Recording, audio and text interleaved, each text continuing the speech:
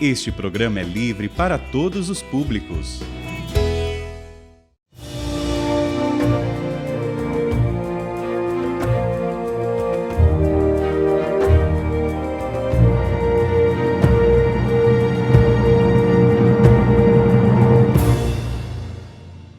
Olá, meus irmãos, estamos então aqui retornando para mais um programa para nós continuarmos a estudar a história da nossa igreja. Nós estávamos terminando o século XIII, tão complicado, porque à medida que o século ia avançando, os cardeais iam se tornando maioria francesas. Pela época, pelas escolas, enfim, pela influência do papado, pelos 2 concílios realizados em Lyon. Então, praticamente no final do século, eram par e par os cardeais da França e os cardeais de Roma. Então, tivemos aquele longo conclave, que no fim elegeu, depois de 27 meses, o Papa Celestino V. Esse Papa Celestino, que nunca foi a Roma, foi coroado em Nápoles e viveu nas imediações de Nápoles. Depois de 5 meses, apresentou a sua renúncia. Veio então o pontificado do Papa Bonifácio VIII. Esse Papa Bonifácio VIII nunca fora aceito por Felipe o Belo, que era na época o rei da França, sempre mais influente, sempre mais importante, fazendo sombra até ao próprio imperador. E esse Felipe o Belo não queria se submeter às ordens do Papa, nem queria mandar e permitir que as dioceses mandassem dinheiro para Roma.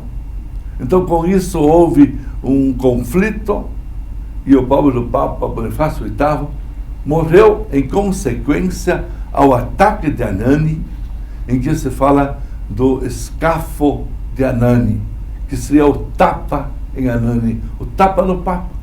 Pode ter sido apenas um tapa psicológico, mas um tapa moral. Também pode-se pensar, eventualmente, numa possibilidade de um ataque físico, porque, na verdade, o Papa veio a falecer 3 semanas depois daquele ataque. E na eleição do novo Papa, elegeu-se um cardeal que era francês e que não estava no conclave.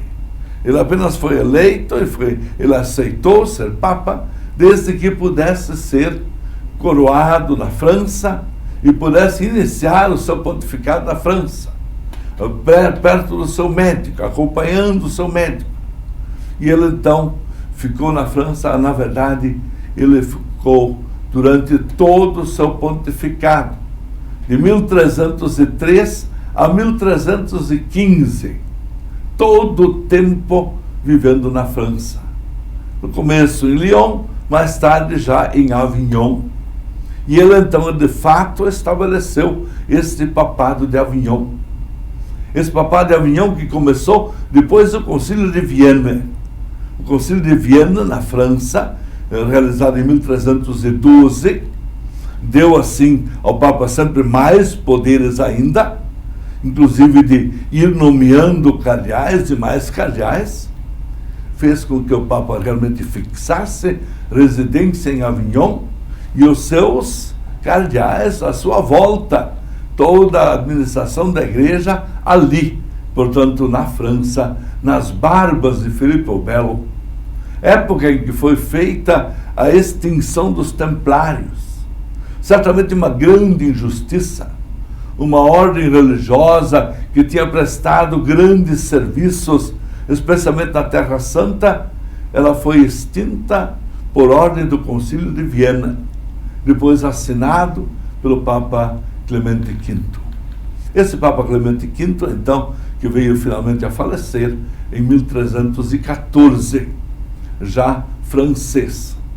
Veio depois, mais uma vez, um longo conclave, 18 meses, e por isso, em 1316, foi eleito João XXII. João XXII era um cardeal que já tinha 79 anos. Pensavam em eleger um Papa assim, meio transitório, que não iria durar muito. No entanto, a vontade de Deus era outra. Esse Papa foi um Papa que durou mais 16 anos. Portanto, ele foi falecer só aos 95 anos de idade. Depois de realizar um grande pontificado, todo ele em Avignon. Foi o grande Papa João XXII que construiu as principais sedes em Avignon, os principais palácios.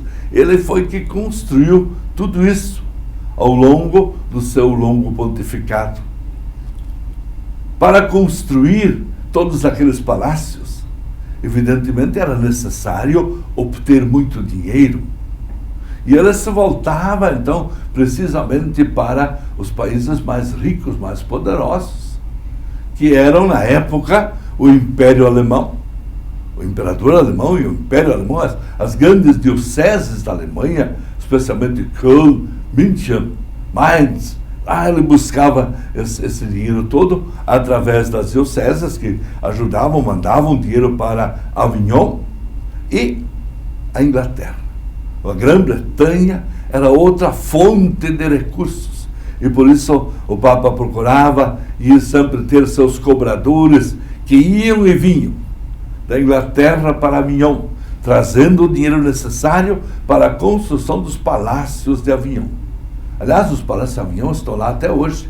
Qualquer turista poderá ver que realmente foram obras fantásticas, todas elas construídas ao longo do século XIV, de 1314 em diante, praticamente durante o pontificado de João XXII e dos seus próximos sucessores.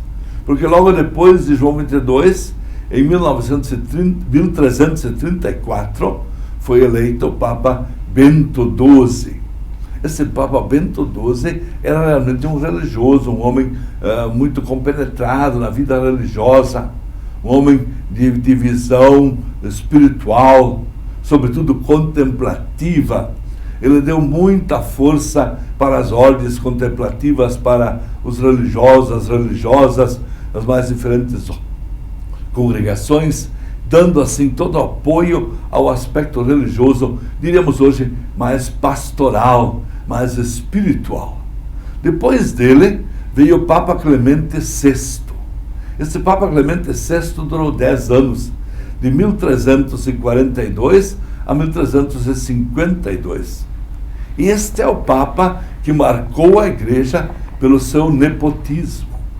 Isto é, ele tinha muita família, muitos familiares, irmãos, cunhados, sobrinhos e mais sobrinhos. Inclusive um cardeal já era um sobrinho que praticamente era o secretário de Estado, era aquele que estava sempre ao lado do Papa, dava ordens, e ele trouxe toda a família para morar junto lá em Avignon. Era escandalosamente grande a cozinha do Papa, e o refeitório bem maior ainda. Dava para alimentar assim 200 pessoas ao mesmo tempo. Esse era o refeitório íntimo do Papa. Então, grande nepotista. Mas viveu aí 10 anos de pontificado, não deixando faltar nada, também na parte espiritual, na parte religiosa, mas o grande centralizador em torno dos seus familiares. Bem depois, o pontificado do Papa Inocêncio VI, que começa em 1352 e vai daqui para frente. Então é um Papa muito dedicado à centralização.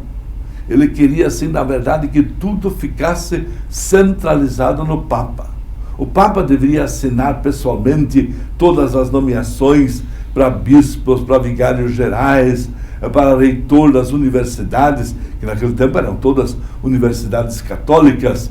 O Papa deveria ele saber tudo de perto, assinava todos os documentos, todos os diplomas. Então começam também a surgir momentos em que é uma fonte de recursos. Através da centralização, ele conseguia trazer mais recursos para Avignon.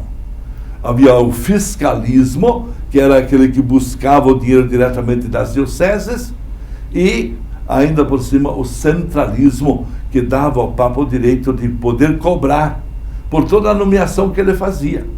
Cada bispo que ele nomeava, todas as entradas daquela diocese no primeiro ano eram diretamente para o Papa, ou pelo menos para a sede pontifícia de Avignon. Também o Papa que morria, tudo aquilo que ele deixava era levado para Avignon. Então havia recursos assim para que em Avignon se pudesse construir, pagar as dívidas e, sobretudo, ter assim a possibilidade de viver lá todos esses cardeais com seus familiares. Veio o Papa Urbano V, que assumiu em 1362 até 70. Já um Papa que foi muito tentado a voltar, era chamado de volta. Entra especialmente Santa Catarina de Siena.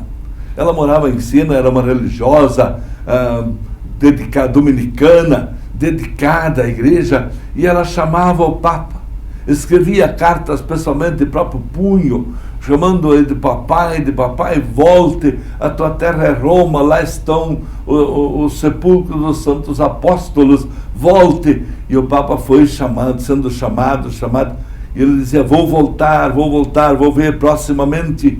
Mas esse proximamente nunca veio.